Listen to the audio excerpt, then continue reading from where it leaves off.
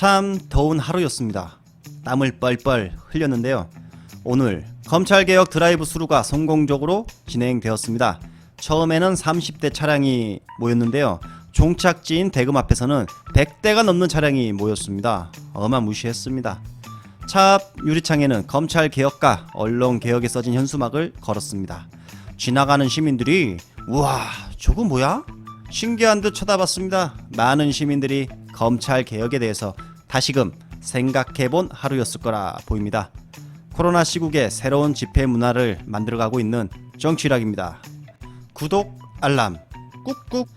한명숙 전 총리 사건, 제조사, 그리고 채널A 검사장 검언 유착, 장모님, 건희씨, 간접적으로는 노경은씨까지 쪼여드는 쇠사슬처럼 뚱녀리의 압박감은 말로 하기 힘들 지경일 듯합니다.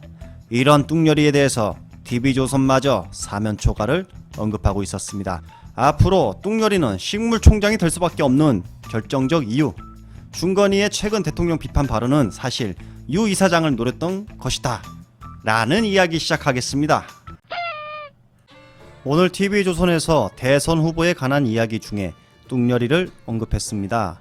김종인 비대위원장의 우중이 무엇인지 이렇게 영상을 다루고 있었는데요. 일단 2주일 전 김종인 위원장은 야당에 대권 잠룡이 없다라는 말을 했습니다. 그러면서 불거져 나온 야당 대권 잠룡에는 뚱녀리가 있다 이렇게 언론들이 치켜세웠는데요. 뚱녀리의 이름이 거론되면서 김종인 비대위원장은 마음속 이야기를 하게 됩니다. 저는 개인적으로 생각할 적에 지금 윤석열 검찰총장이 가장 소위 정직하고 나라에 대한 충성을 하고 있다고 저는 생각을 해요. 들으신 것처럼 김종인 비대위원장은 윤뚱열 청장에 대해서 좋은 평가를 내리고 있었습니다. 하지만 TV조선에서는 그런 윤뚱열 청장이 현재 사면 초과에 놓였다 이렇게 말을 이어갔습니다. 추미애 장관이 1월달 인사권을 행사해 대다수 대검의 윤뚱열 사단들이 좌천됐습니다.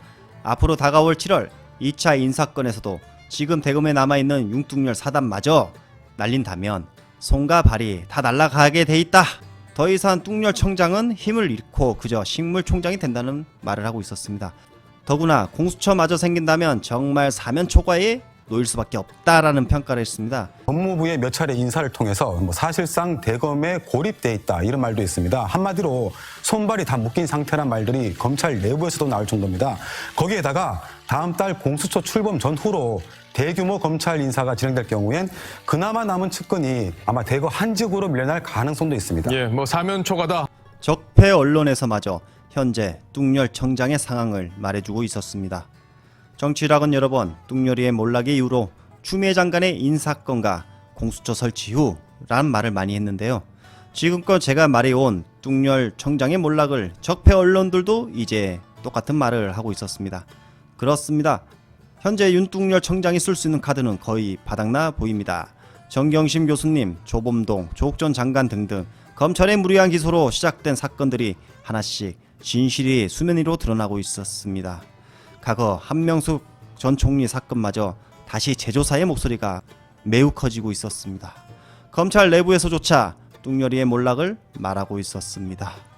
그래도 명색이 청장입니다. 힘은 있다고 봅니다. 하지만 그 힘마저 최대한 방어를 하는데 쓸 것으로 보입니다. 바로 한명숙 전 총리 사건과 채널A 검사장 사건 그리고 장모님 등등 여기에 집중을 할 것으로 저는 생각합니다. 중건희가 최근 문재인 대통령을 의전 대통령이라 말했습니다. 탑캠맨이 해주는 그 이벤트 연출한다는 약간 의전 대통령이라는 느낌이 들고요. 자기 의견이 없습니다. 우도된 것처럼 언론들은 대대적으로 다루면서 모든 국민이 한 번쯤은 접해봤을 거라 생각합니다. 의전 대통령? 그렇게 되면 진중권 자신에 대한 비판이 쇄도할 것을 분명히 불보듯 뻔할 건데 왜 이런 글을 페이스북 글을 썼을까? 왜 이런 말을 했을까? 그래서 생각해보니 이 사람이 유시민 이사장을 소환을 했습니다. 중건희가 이렇게 말합니다. 의전 대통령은 내가 쓴 게 아니라 저작권은 유시민에게 있습니다 라고 했습니다. 유시민 이사장이 6년 전 대통령을 비판하면서 상식과 예의도 없이 상스러운 표현을 내 무의식 속에 남겨놨다. 그리고 곤욕을 치르게 하고 있다 라고 말했습니다. 이제 국정농단 닭까지 대통령으로 인정하고 유시민 이사장이 과거 언행이 현재 자신의 무의식을 조종했다, 뭐 이렇게 말하고 싶었던 것 같습니다. 닭 지지자들은 아주 좋아할 만한 대사인 것 같아요.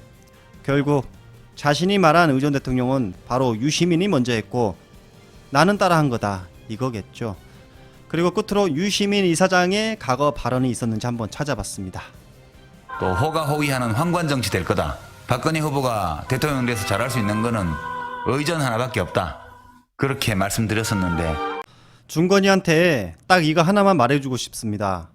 유시민 이사장은 진실을 말했고 당신은 거짓을 말했습니다. 이 차이. 감사합니다.